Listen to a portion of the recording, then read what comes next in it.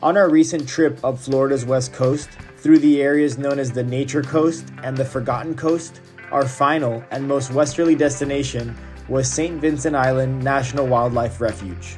St. Vincent Island is the westernmost of the Forgotten Coast's barrier islands, after Dog Island and the two popular St. George Islands. Florida's Forgotten Coast is the area from the Aucilla River all the way west until about Panama City Beach, where the pure white sand beaches draw much more infrastructure and population. Unlike the other three islands, which have residential and commercial properties, St. Vincent has no permanent population and only a few buildings. Like Dog Island, it is only reachable by watercraft. We launched from the town of Apalachicola, one of our favorite cities in the state, and spent 2 separate days on and around St. Vincent Island. We cruised, fished, hiked, and explored the bays, streams, beaches, and forests of St. Vincent Island. I had a shrimp on it, so unless it's a shark that ate the catfish. St. Vincent's Pass, baby, 60 feet deep on the Gheenoe.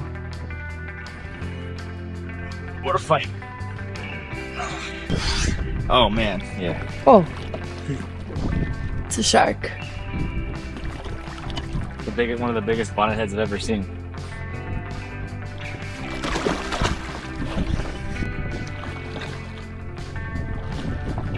St. Vincent Island has its own rich history, with archaeological evidence of human habitation dating back 13,000 years.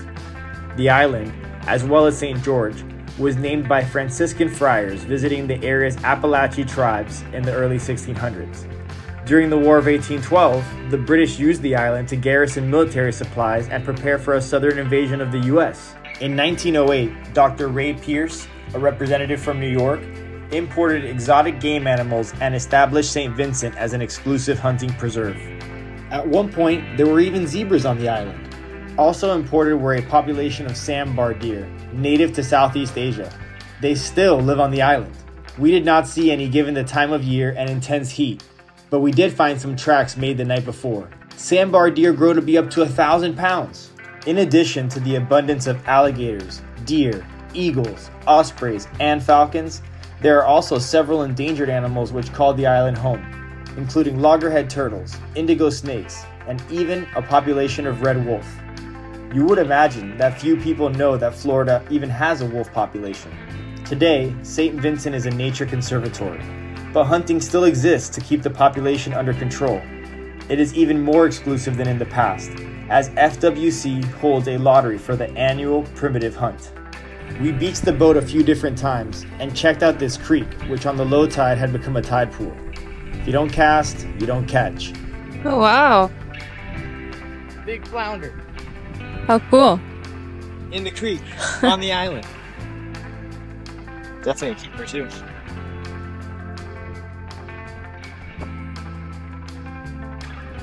Little land action. Said, you know what, let me try this creek over here. People probably not fishing the creek too much. And just a couple casts. Big, beautiful North Florida flounder. We don't get these down south, so delicious eating. Pretty excited about this one. While the surrounding Apalachicola Bay is on average less than 8 feet deep, West Pass, on the southeastern edge of St. Vincent Island, goes down to nearly 60 feet deep. We then took the main trail from the beach at West Pass for about a half mile into the forest, where there are a few administrative buildings, as well as the start of all of the island's trailheads. Only a quarter mile away from the salty Apalachicola Bay, the 18 square miles of lakes and streams on St. Vincent Island become completely fresh. There is a sign-in station on the island, which had only been signed 5 times in all of 2024. We signed it and continued to enjoy the endless peace and tranquility of the wilderness. Big fish. Oh, big fish. What do we got? Oh, man, we're catching fish in all the holes today. I have no idea what that is. Oh, it's a big bass. We got a big bass. Gotta get him a long way up. Big largemouth bass. We're gonna have to go over here. I think I got him.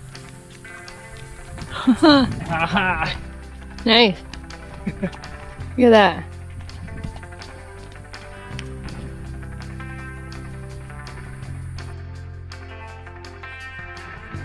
On the eastern edge of the island, we checked out the hunting and cleaning station for some shade in the cloudless afternoon. Try as I might, this water pump did not work. Gheenoe over there, Beyonce over here, deer hanging station for the winter time. Look at this beautiful place. Got it to ourselves, as usual. The Gheenoe has always seemed to be a dolphin magnet, especially due to our time in remote and shallow areas, and this was no exception. To end the day, we fished again and added another slot redfish to the week's tally of 7. North Florida special. Nice big flounder, delicious. Another red. We got up in the dark to make this beautiful Apalachicola Bay sunrise. We knew it was going to be glass, aka low winds, ahead of time and wanted to take full advantage. We then ran the Gheenoe around the entire island going counterclockwise.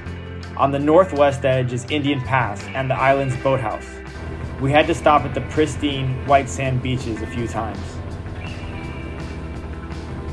There were afternoon storms fast approaching, and we kept watching our radar and the sky.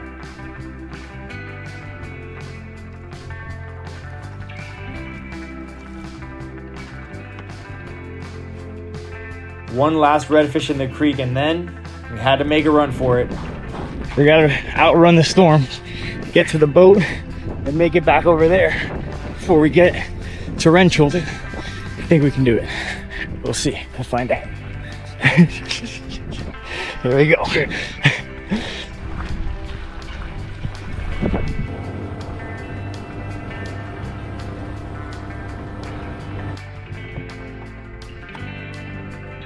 What a majestic and untouched wilderness that St. Vincent Island is.